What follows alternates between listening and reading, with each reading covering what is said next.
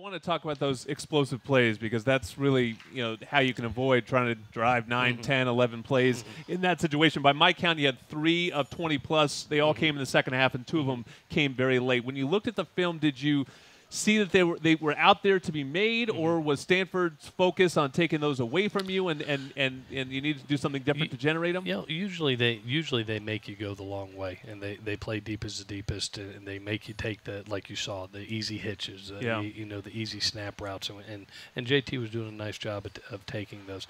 We did get we had a double move lined up, and we looked one way, and the other guy was wide open. Tyler Vaughn's was wide open on the other side. So those things happen, and the good news is I really think that JT competed extremely well. I saw him grow as the game went on, and I think he's going to take that experience. There's going to be good ones, and there's going to be ones that I know he wish he could have back, but he's going to take those experiences and grow and get better with each one. I, like you, have seen JT for pretty much his entire high school career, even though it's a short high school career. And when he's in high school, there's obviously a lot of swagger, a lot of confidence. And then I know as a coach, you're sort of anticipating, okay, what happens when adversity kicks in? Because when he was in modern day, there was no adversity. It was just all, full speed ahead. When you looked into his eyes Saturday and things weren't necessarily going the way you wanted to, what did you see in his eyes? He competed all the way down to the last throw. He made some spectacular throws on that one drive. I know he wishes he had the corner route. Amon-Ra did a hell of a job beating the safety, and I know he wishes he would have put that out there, and he will. He will. But he never stopped competing. I never saw a look of fear, a look of hesitation. He just kept on trying to make plays, and that's what good quarterbacks do. It's our job as coaches, and to be able to help him diagnose coverages and be able to see, oh my gosh, it started in too high and it went to one robber, and that robber is going to try to pick that in route off. Right. So those are things that he'll learn from, and we're going to teach him. Brian Ellis and T are working day and night, to help him grow, and he will. And he takes it hard. I mean, I listened to him after the game. I mean, he puts it on himself, and he says, age is an excuse. If coach makes me the starter, I need to make the plays. So, I mean, are your conversations with him sort of about, lifting him up and trying to, get him, focused towards the next game? Because he definitely is not sitting there going, oh, well, I'm just a freshman. You can't expect any more out of me. And he brought a very business-like attitude to practice today, was very decisive with his throws.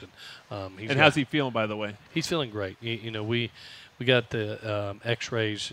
That's why he was out in that series in the game, was just to make sure that there was nothing structurally wrong. We MRI'd it on Sunday to make sure there was no ligaments or any damage.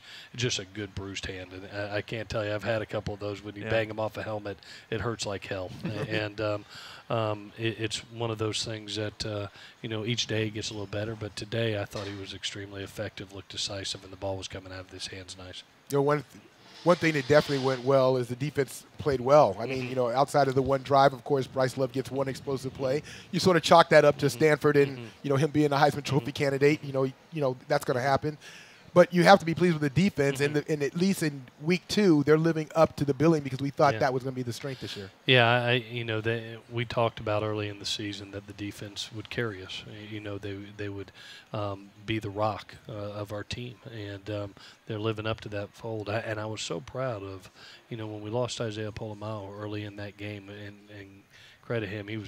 What a great game he had in game 1. He was playing unbelievably in game 2, and then goes down with a shoulder. C.J. Pollard and Talanoa Funga come right in and do their job, and credit to them because they were the newcomers. They were the guys that might have got picked on and did it. Yep. They did their job. Coach, a familiar opponent in that you saw them last season coming up, and boy, that was one heck of a game at the Coliseum. You won 27-24 in double overtime last year. What did you learn about Texas? The personnel changes a little bit, but what did you learn about Texas from that game that carries over into this year? Well, one thing, I got a lot of respect for the defensive coordinator, Todd Orlando. Yeah. The amount of zone pressures that he brings and how he changes it up from game to game is something special because he keeps you off balance. It's one of those games that you're going to walk into knowing, okay, what you think you're getting is not what you're going to get, and you're going to have to be able to identify and make adjustments within game. And Coach Orlando does a great job of that. So I know that going into the game because early in that game we were struggling early and had to make some adjustments. Offensively, I see a quarterback that just from I can't tell you what a year of experience does for a quarterback. Here's Sam Ellinger and his true freshman. He was a kid. He was a kid last year. Now he's a 230-pound grown man that's had a lot of reps, and you can see those reps just coming to life and the maturity coming to life in him. I think Coach Herman's done a great job with him. One, he's using him in the run game. He's averaging 40 yards a game with his legs. So now you got to defend both a good runner in Trey Watson and a runner in the quarterback.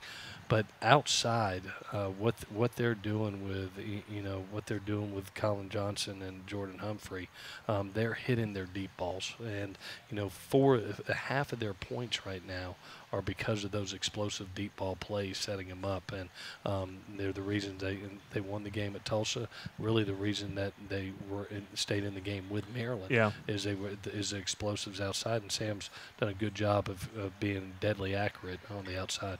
Yeah, I did want to follow up on Todd Orlando because I remember from all the draft stuff that everyone said, if you look at Sam Darnold's tape, Baker Mayfield's tape, and Mason Rudolph's tape, three of the top quarterbacks last year, they all played one of their worst games against Texas, and I was wondering what that theme is, even against those veteran quarterbacks, that they were presented with some unique problems with Texas. Yeah, usually you walk into a game as a quarterback and as an offensive staff, and you walk in there and you know what you're getting. You see the tendencies of here comes safety rotation, here comes pressure, here comes cover three.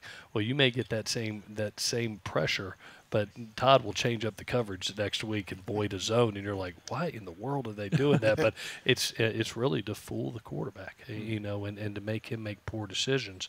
And he brings it from everywhere. Credit to him. Very aggressive play caller. Trusts his kids to make plays, and they did against us last year, as well as several people. When it comes to styles and conferences, I mean, the Pac-12 is more a wide-open style, and, of course, now you're in the Big 12, so styles change.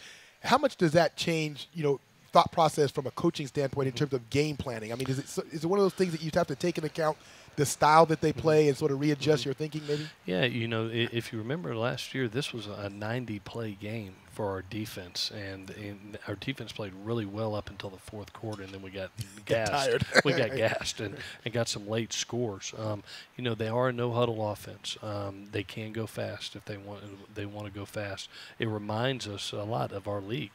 Texas does. They are going to run mostly 11 personnel, 3 wides and a tight and a tailback. They're going to do a lot of the zone read opportunities for the quarterback, and they're going to have the wrinkles of the perimeter game as well as the deep ball game. So it's a game that is more similar to our conference as far as the spread teams. The crowd noise will put so much pressure on your offensive line. Where are they through 2 games? You talked about some of the strengths in the run game against Stanford. There were some sacks given up, sort of the opposite against UNLV, where they were very strong in the pass game, but took a while to establish the run game. Where do you feel like they are as a unit right now? I think they're in a good place. One, they're healthy, which is a good thing. Yeah. One, they're healthy. They're deep. 2, I think they're doing a really nice job in the run game as far as from game 1 to game 2. We had a couple unique pressures that I thought got to us. We had 2 physical beats, and then 2 pressures with twist game that got our tackles. But overall, I'm pleased with where they're at and how they're growing.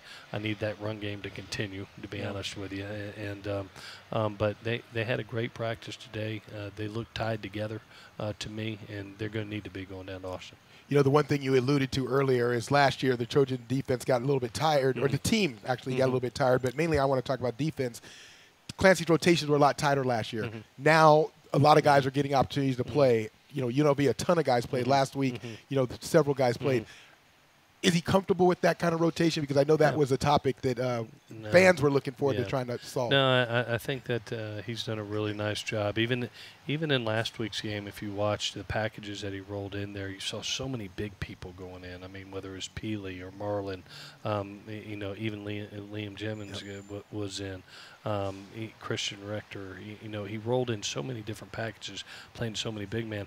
It was only a 57-play game, so we did stay fresh. Now we're going to 80, 90-play game. It's going to be a lot more like UNLV, where I think we're going to have to roll in waves to be able to stay fresh.